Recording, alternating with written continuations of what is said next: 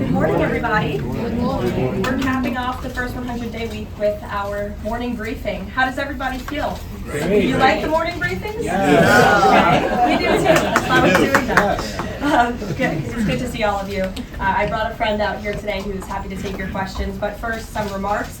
At 11 o'clock, President Trump will participate in a National Day of Prayer event where he will invite Americans of all faiths across the country to join him in asking for God's continued blessings over our great country.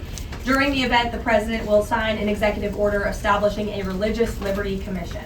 Later today, President Trump will travel to the University of Alabama to deliver a commencement address to the graduating class of 2025.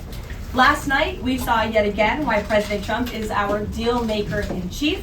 We secured a historic agreement to establish the United States-Ukraine Reconstruction Investment Fund.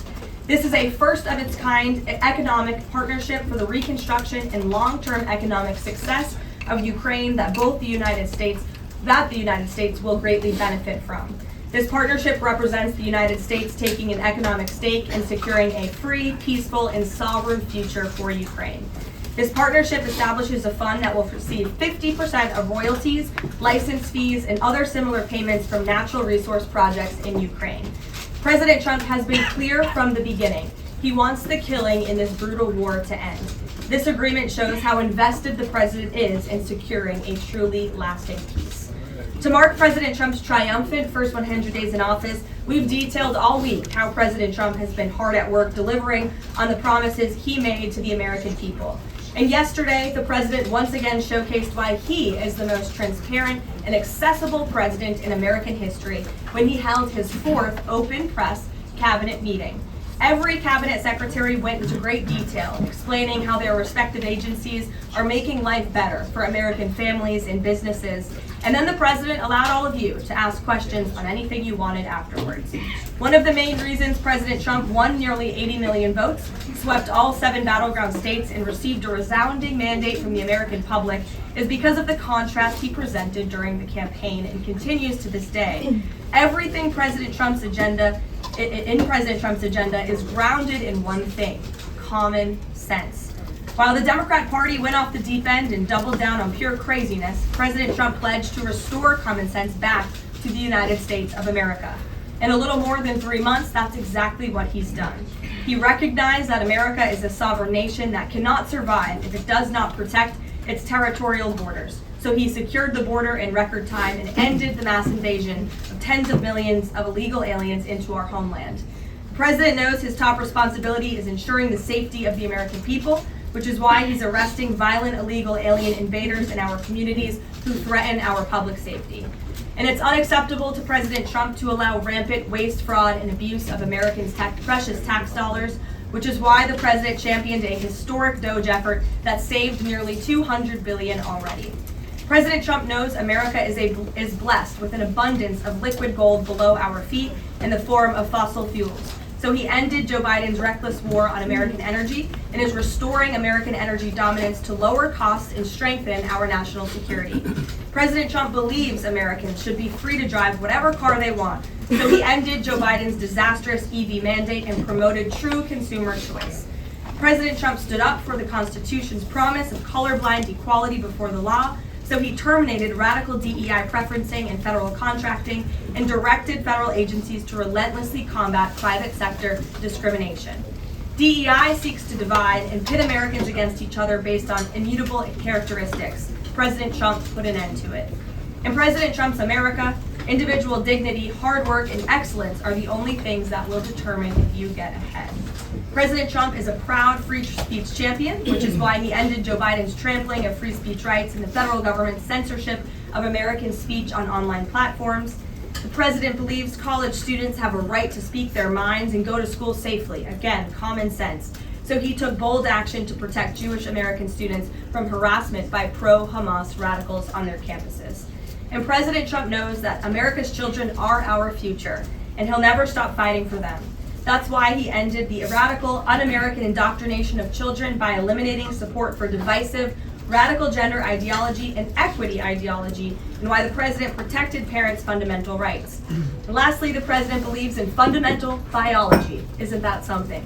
Which which is why he made it the official policy of the United States government that there are only two sexes, male and female. And because men and women are biologically different, President Trump ended the unfair, demeaning practice of forcing women to compete against men in sports and having their private spaces invaded. When President Trump promised a complete restoration of America and the revolution of common sense, he meant it. And over the next 100 days, get ready for historic trade deals, budget deals, and peace deals.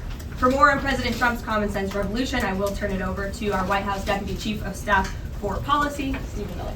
Stephen, thanks for coming in today. Thank you, Caroline. Great to be up here with you, and great to see so many familiar faces I've had a chance to get to know over a number of years as we gather this morning to continue our celebration of President Trump's unprecedented and historic first 100 days in office, what are without doubt the greatest 100 days to begin any American presidency in the history of this nation.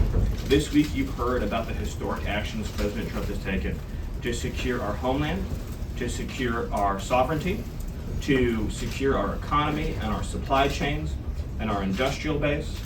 Today you're also going to hear from me about what President Trump has done to secure our values, our culture, and our way of life from the unwavering assault from the radical left and the communists and the Democrat Party.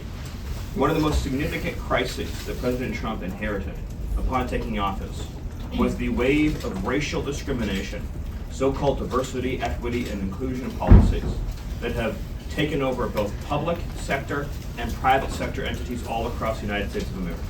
Perhaps the most dramatic example of this is that our air traffic controllers were being hired and promoted based on race and gender, not their ability to conduct our nation's air traffic. I would estimate that probably 90% of Americans would agree with the statement that airline safety should be based on your ability to keep, airline safety jobs should be based on your ability to keep planes landing and taking off and flying safely, not on what demographic box you check. President Trump has ended across the entire federal government all hiring, recruiting, retention, promotion, and training based on race and sex. This includes in our law enforcement agencies. So again, when we took office, even in sensitive law enforcement, national security, and intelligence agencies, we were hiring individuals not on their ability to carry a weapon, not on their ability to keep Americans safe, not on their ability to conduct sensitive intelligence operations, but based upon race and sex. And obviously, that is unacceptable. It's going to be merit-based across the whole federal government.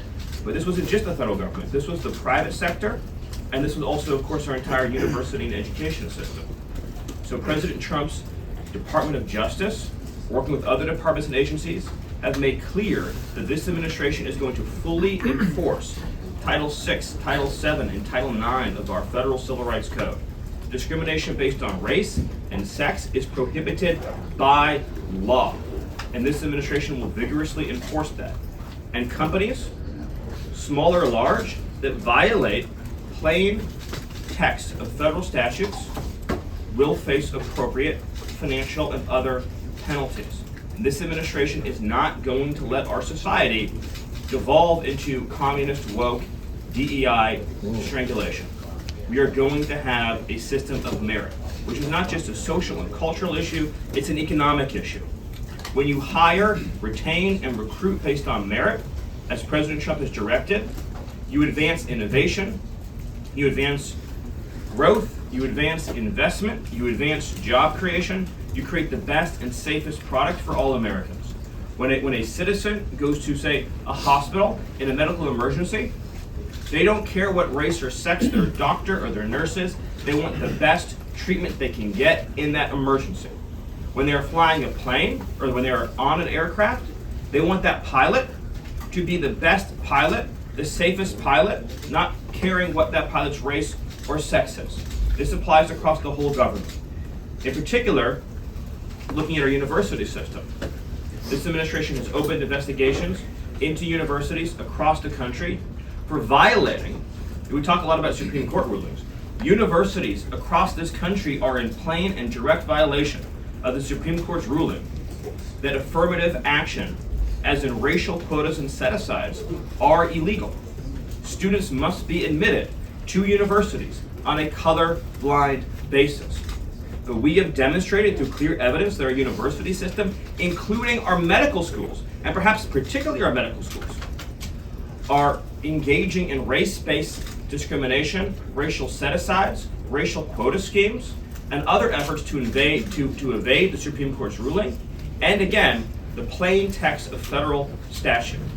So universities are on notice, and universities are already facing the financial consequences of their noncompliance with federal law. The clearest example that we're all familiar with, of course, being Harvard, which is engaged in repeat, systemic, and sustained violations of federal civil rights law. Another area of civil rights law that we talk about a lot, of course, is Title IX, sex-based discrimination. And this administration ended the Biden administration's policy reconfiguration of global trade in a way that isolates China from free countries. So China is a unique situation. Obviously, the president has talked at length about what happened to us economically since China's entrance into the World Trade Organization and the trillions and trillions of dollars of trade deficits that we've racked up with China over the period of that time. And what that's meant for our national security, what that's meant for economic security, what that's meant for our supply chains.